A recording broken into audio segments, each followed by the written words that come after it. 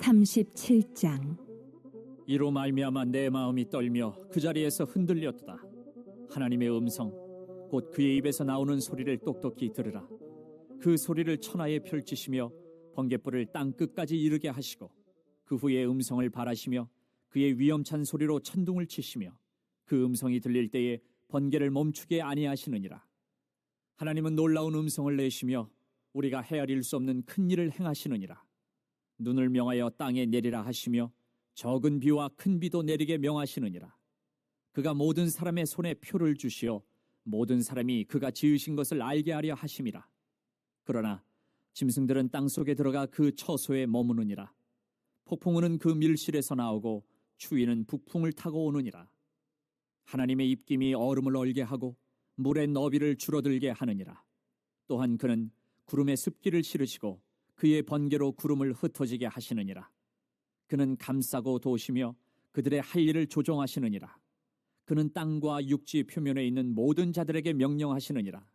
혹은 징계를 위하여 혹은 땅을 위하여 혹은 긍휼을 위하여 그가 이런 일을 생기게 하시느니라. 욥이여, 이것을 듣고 가만히 서서 하나님의 오묘한 일을 깨달으라. 하나님이 이런 것들에게 명령하셔서 그 구름의 번개로 번쩍거리게 하시는 것을 그대가 아느냐? 그대는 겹겹이 쌓인 구름과 완전한 지식의 경이로움을 아느냐?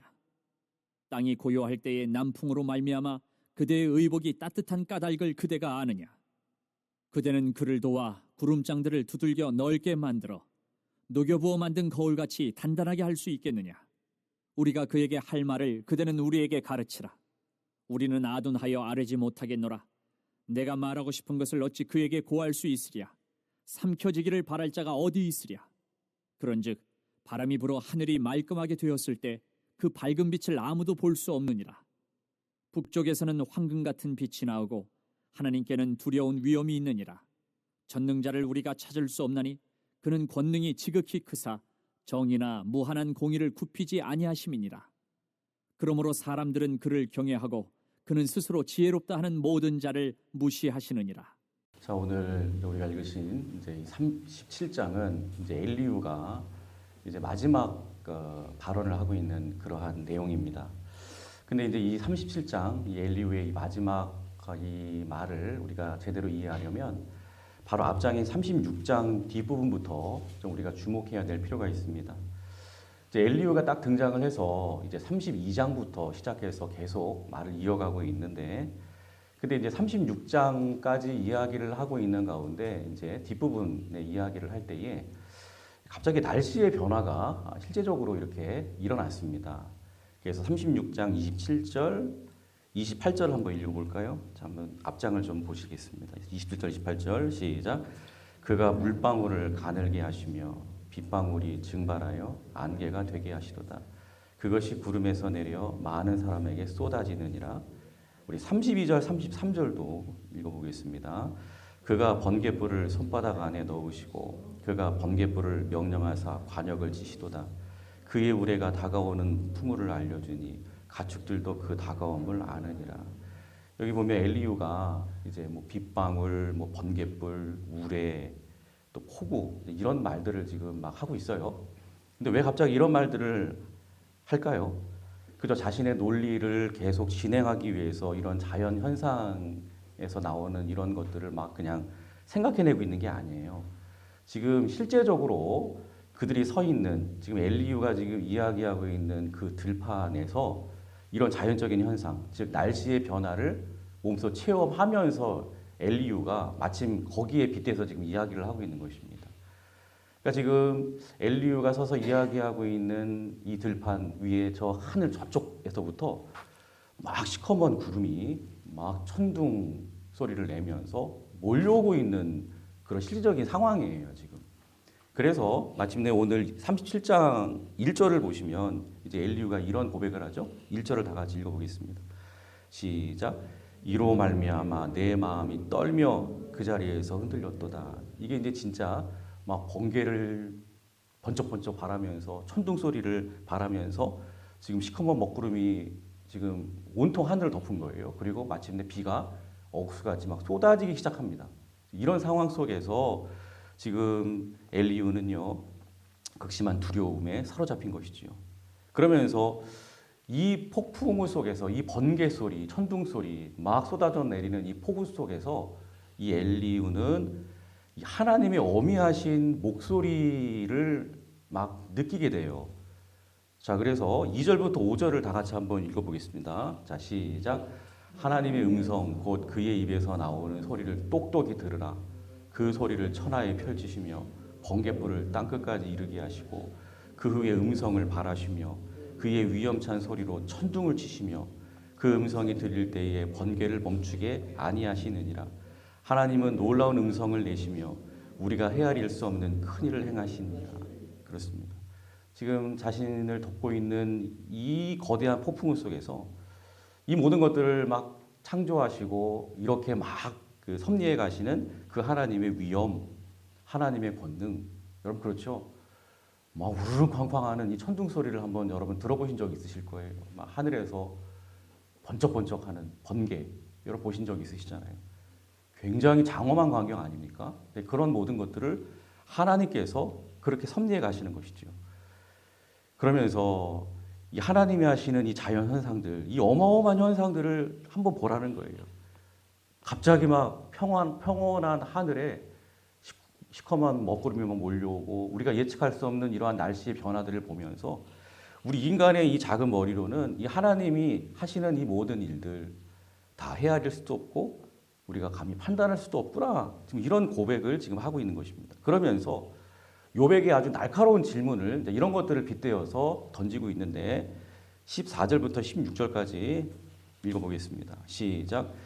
욥이여 이것을 듣고 가만히 서서 하나님의 오묘한 일을 깨달으라.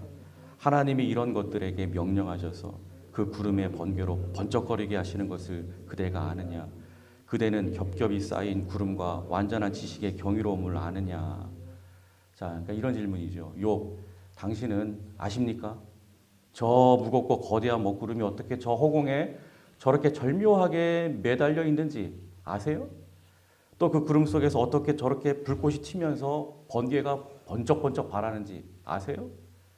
이 신비로운 자연의 이치 하나라도 당신은 온전히 설명할 수 있습니까? 어떻게 구름이 이렇게 만들어지는지, 어떻게 번개가 치는지, 어떻게 빗방울 하나가 이렇게 만들어져서 이 지면 위로 쏟아지는지 당신 아십니까?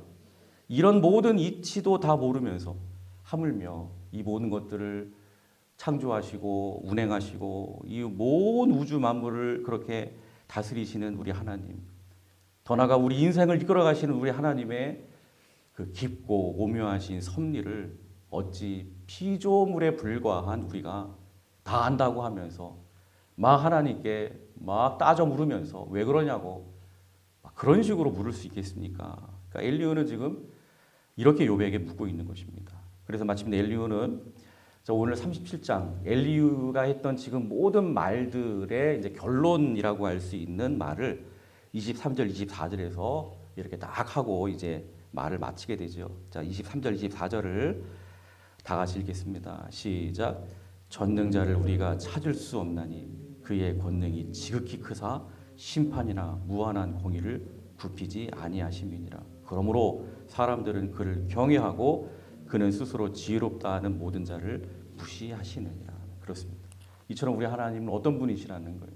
결코 우리의 짧은 지식이나 우리의 논리로는 결코 판단할 수도 없고 이해할 수도 없는 전능하신 광대하신 그런 분이기 때문에 그분이 행하시는 모든 일들에 대해서 그 하나님께서 우리에게 우리가 그 이유를 알지는 못하지만 우리에게 갑자기 무슨 폭풍우 같은 그 고난을 우리에게 허락하시든지 또 우리에게 상을 내리시든지 그분이 행하시는 모든 일들 앞에서 우리는 절대로 왜 이러냐고 하면서 감히 따져 물을 수 있는 처지가 아니라는 거예요. 그죠? 우리는 어떤 존재라는 거예요?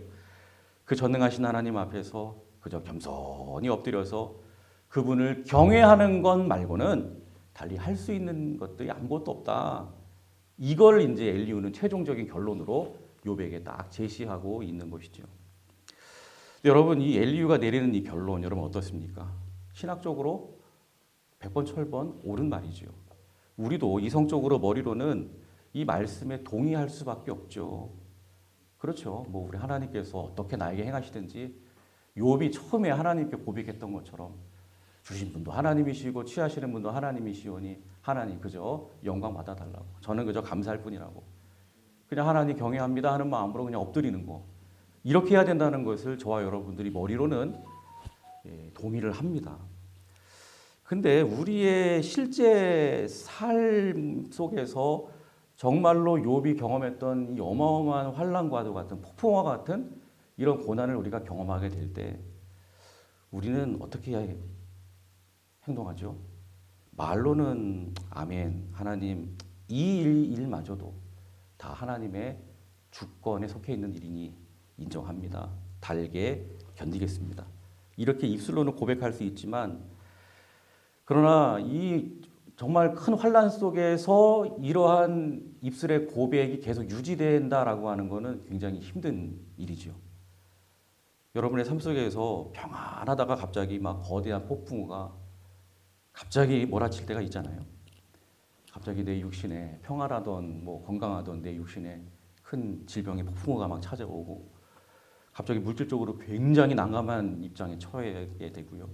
내 힘으로는 도저히 풀 수 없는 삶의 난제들이 막 시커먼 폭풍우처럼 막 몰려와가지고 나의 삶을 송두리째 막 날려버릴 태세로 그렇게 나를 힘들게 할 때가 있죠. 그럴 때 그래 하나님은 다 당신의 깊은 경륜했다는 선한 계획이 있으신 줄로 믿습니다. 제가 비록 지금 난감하지만 죽겠지만 힘들지만 그래도 잠잠히 하나님만을 경외하는 마음으로 견뎌내겠습니다. 우리 엘리후가 권면하는 대로 우리가 이렇게 대처하면 얼마나 좋겠습니까? 근데 솔직히 이게 잘 안 된다는 것이죠. 오히려 오늘 본문 1절에서 실제로 엘리후가 이 무서운 폭풍우를 딱 경험했을 때 막 벌벌 떨고 있잖아요. 무섭다. 사시나무 떨듯이 막 두려워하면서 막 그런 고백을 하는 것처럼 우리도 그렇게 된다는 거예요. 그러면서 나도 모르게 하나님 너무 힘들어요. 도대체 왜 나의 삶 가운데 이런 폭풍을 허락하시는 겁니까? 내가 도대체 뭘 하나님 앞에 잘못했길래 이런 천둥과 벼락을 저에게 내리시는 겁니까? 그러면서 마치 욥처럼 우리도 그렇게 번민하고 괴로워하고 막 하나님께 하소연을 한다는 거예요. 그런데 오늘 엘리후의 말을 계속 들어보면요. 이렇게 무서운 폭풍우를 벼랑간 경험하면서 욥처럼 막 힘들어하고 하나님 앞에 막 따지고 하는 저와 여러분들에게 이 엘리후가 아주 귀한 진리 하나를 제시하고 있습니다. 참 엘리후가 대단한 게요. 자, 이런 부분들입니다. 자, 12절, 13절을 다 같이 읽어보겠습니다. 자, 시작. 그는 감싸고 도시며 그들의 할 일을 조종하시느니라. 그는 땅과 육지 표면에 있는 모든 자들에게 명령하시느니라. 혹은 징계를 위하여 혹은 땅을 위하여 혹은 긍휼을 위하여 그가 이런 일을 생기게 하시느니라. 그러니까 이 엘리후는 하나님께서 이 모든 자연 현상을 하나님이 감싸고 도시면서 직접 조종하신다. 그러니까 막 폭풍우, 번개, 폭우 이런 것들을 하나님이 직접 조종하신다 이렇게 말하면서 땅과 육지 표면에 있는 모든 자들에게 즉 이 땅을 살아가는 저와 여러분들을 포함한 모든 사람들을 향하여 이 하나님이 조종하시는 이 폭풍우를 통해서 뭔가를 명령하신다는 거예요. 뭔가를 말씀하신다는 거예요.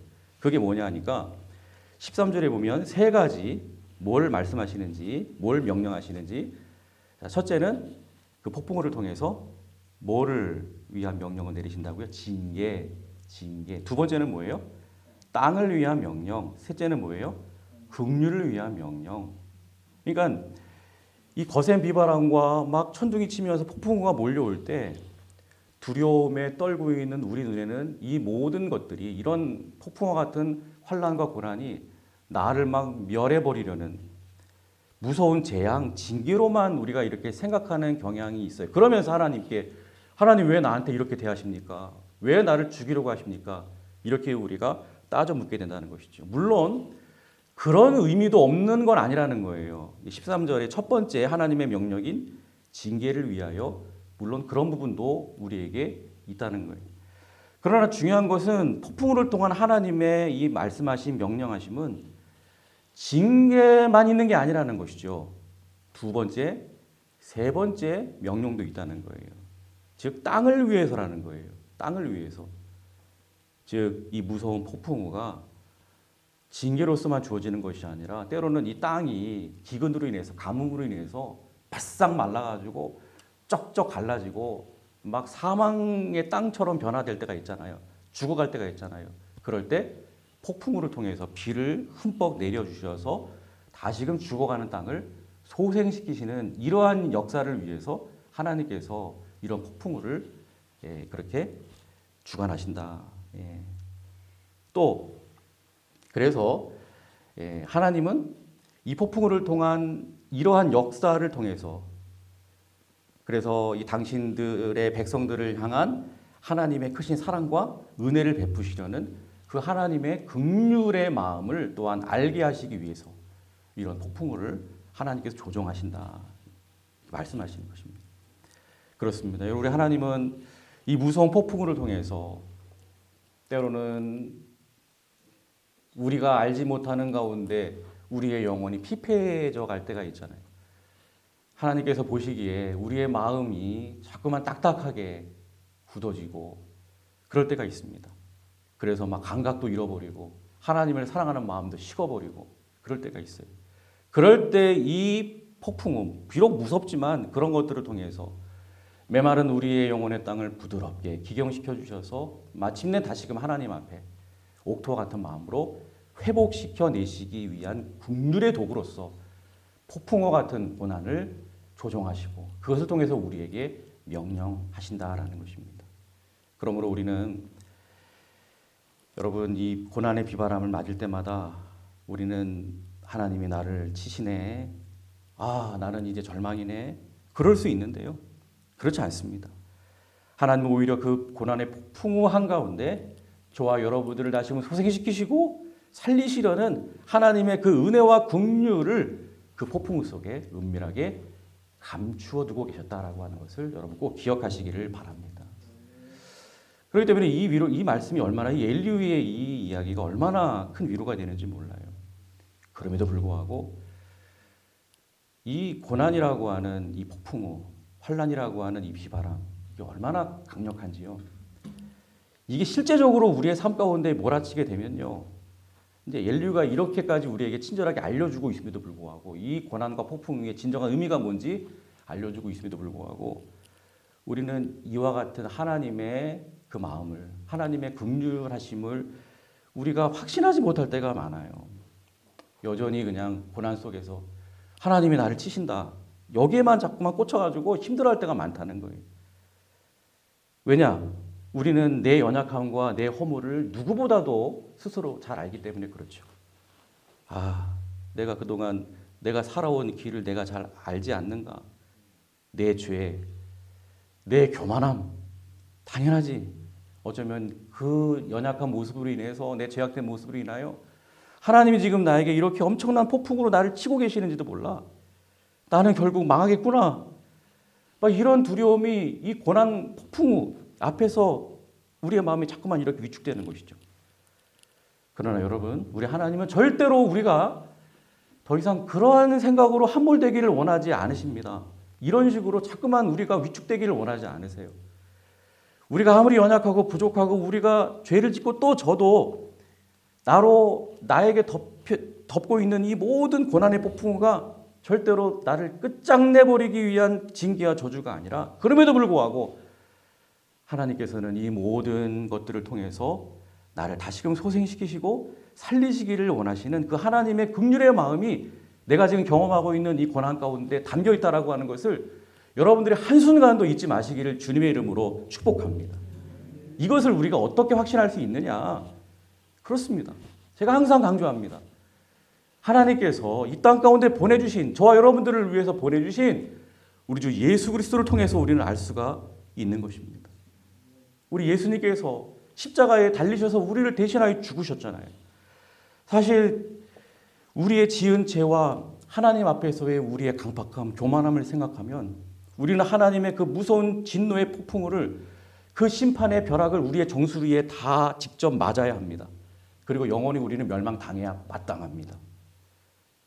우리를 향한 하나님의 이 모든 폭풍우 정말 우리를 끝장내버리는 징계와 심판의 폭풍이어야 정상인 거예요.